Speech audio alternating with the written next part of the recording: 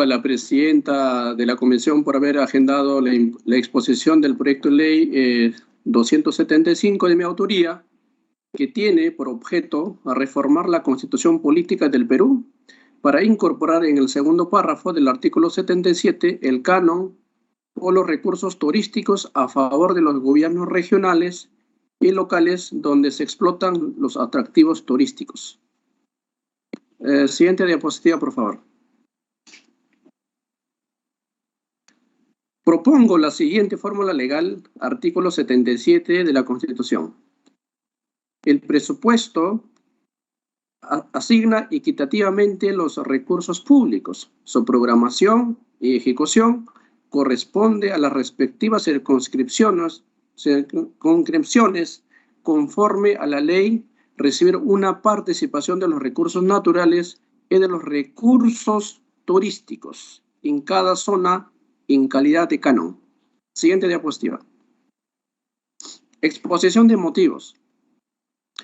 El canon está establecido constitucionalmente en el segundo párrafo del artículo 77 de nuestra Constitución, disponiendo que corresponden a las respectivas circunscripciones conforme a ley recibir una participación adecuada del total de los ingresos y rentas obtenidos por el Estado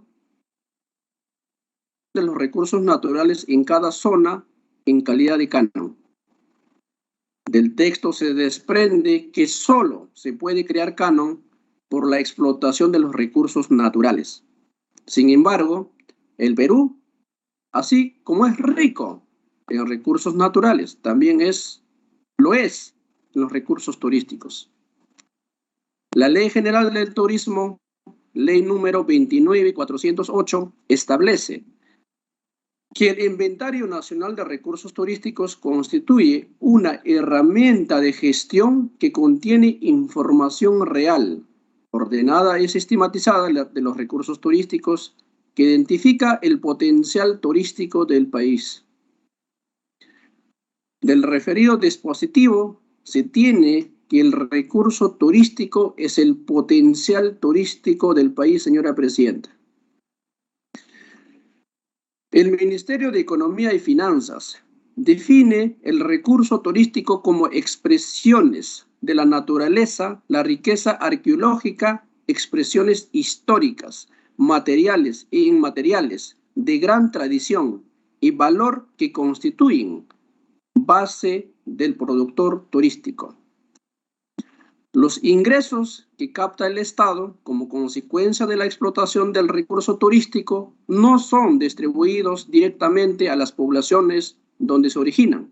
Por ello, se debe considerar la posibilidad de creación del canon turístico para que los gobiernos regionales y locales puedan percibir una participación del total de ingresos y rentas que obtiene el Estado, con la finalidad de que sigan desarrollando el sector con actividades e infraestructura que permitan la atracción de mayores visitantes en mejores condiciones. El gobierno nacional, los gobiernos regionales, los gobiernos locales, los pobladores, la empresa pública y privada, permanentemente realizan obras y actividades para acondicionar y mejorar los recursos y productos turísticos. Siguiente diapositiva. Señora presidenta, todas las regiones del país cuentan con riqueza natural, cultural, paisajística, gastronómica, folclórica, invidiable, que es atracción para ciudadanos nacionales y extranjeros, generando ingresos económicos al Estado. El turismo, además, permite el desarrollo económico de las poblaciones, debido a que gran parte vive directa o indirectamente de la actividad turística, reduciendo los niveles de pobreza por el trabajo que generan. Señora presidenta, según la Cámara Nacional de Turismo Canatur, en Perú, el turismo registra ingresos de 5.200.000 5.200.000.000 de dólares. Por turismo internacional y formalizados y bancarizados. Y según el gobierno, las cifras son de 12 millones de dólares y aporta 4 puntos al PBI. Para el Consejo Mundial de Viajes y Turismo, World Travel, el aporte son 22 millones de dólares y casi el 10% del PBI. Esto refleja que muchos de esos ingresos no están bancarizados y estas últimas se aceptan como cifras reales. Siguiente diapositiva. Efectos de la vigencia de la norma. La presente iniciativa no contraviene ninguna norma legal vigente, debido a que busca reformar la Constitución Política del Perú que permita que los gobiernos regionales y locales puedan recibir una participación adecuada de los ingresos y rentas que el Estado obtiene por la explotación de los recursos turísticos, para promover el desarrollo de los lugares donde se encuentran los atractivos culturales, sociales y naturales. Por tanto, la iniciativa se encuentra enmarcada dentro de los alcances de la Constitución y demás normas jurídicas del ordenamiento nacional que se hicieron en mención. Análisis costo-beneficio. El proyecto de ley no representa gasto o mayores costos al Estado, por el contrario, busca que se posibilite la asignación de recursos económicos a los gobiernos regionales y locales a través de su regulación de un futuro canon turístico por la generación de ingresos económicos a favor del Estado. Los gobiernos regionales, los gobiernos locales, las empresas públicas y privadas o público-privadas ejecutan obras o prestación de servicios con la finalidad de desarrollar de mejor manera el turismo. Sin embargo, por la inversión y generación de rentas, no perciben o no se los distribuye ingresos.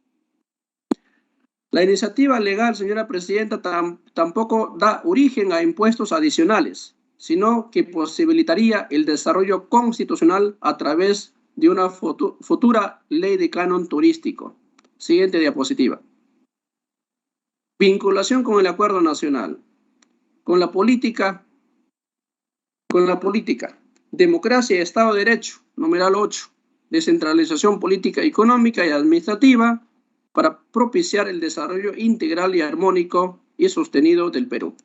Nos comprometemos a desarrollar una integral descentralización política, económica y administrativa, transfiriendo progresivamente competencias y recursos del gobierno nacional a los gobiernos regionales y locales, con el fin de eliminar el centralismo.